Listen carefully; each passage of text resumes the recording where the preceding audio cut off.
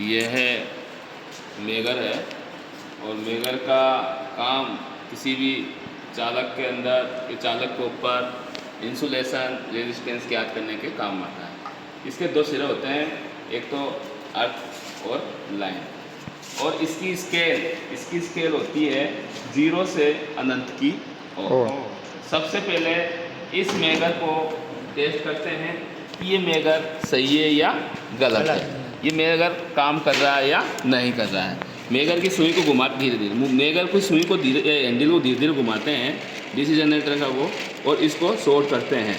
इसकी केबल को शॉर्ट करने पर सुई अगर 0 की तरफ आती है तो हमारा मेगर सही है, और ये सुई देखो 0 की तरफ दिखा रहा है, इसका मतलब हुआ कि ये हमारा मेगर सही है। अब इस मेगर की सहायता से किसी भी मोटर के अंदर ये पता लगा सकते हैं कि ये मशीन शॉर्ट है या अर्थ फॉल्ट है या फिर ओपन सर्किट है। तो सबसे पहले हम इसकी बॉडी पर इसको टच करते हैं और एक एक कोयल को लगाते हैं। अगर ये सुई 0 की तरफ दिखाती तो ये शॉर्ट हो गई, ये किसकी तरफ दिखाती 0 की तरफ दिखाती तो ये शॉर्ट हो गई, और ये अर्थ फॉल्ट हो गई है तो ये मोटर अर्थ फॉल्ट नहीं है। ये देखिए, ये प्रत्येक सिरे को इसकी बॉडी पर लगाते हैं और इसकी सुई को देखते जाते हैं, इसकी रीडिंग की सुई को देखते हैं तो देखो ये अनंत की तरफ ही दिखा रहा है। ये देखो अनंत की तरफ दिखा रहा है, इधर भी ये भी अनंत की तरफ दिखा रहा है। तो कहने का मतलब हुआ कि ये मशीन आपकी अर्थ फॉल्ट तो है नहीं है।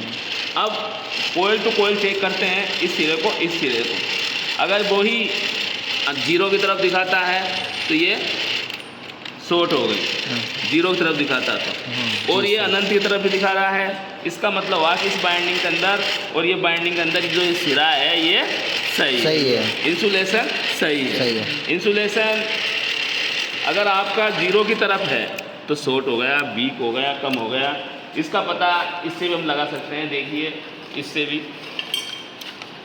इसको देखिए, एक मिनट, ये 2 सिरे इस तार के ले लेते हैं, इस कोयल के भैया इसको ले लेते हैं, देखिए, और इसको घुमाते हैं, देखिए ये देखिए इसको घुमा रहे हैं, तो ये देखिए इंसुलेशन इसका, ये कोयल का ये तार का इंसुलेशन पूर्ण बाकी है और ये 0 की तरफ नहीं दिखा रहा है।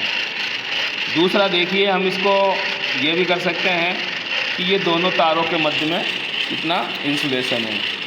ये देखिए, अगर ये 0 दिखाता है ये तो शॉर्ट हो गया है, और ये कितना दिखा रहा है अनंत दिखा रहा है।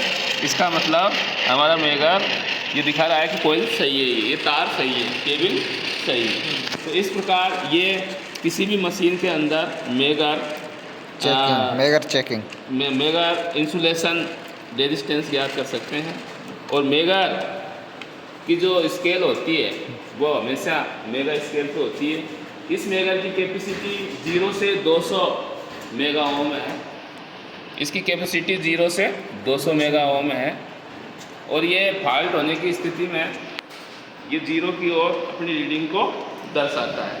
तो इस प्रकार किसी भी मशीन को या किसी भी वायर को, किसी भी कोयल को हम ये पता लगा सकते हैं कि इसके अंदर इंसुलेशन कितना है। जैसे कि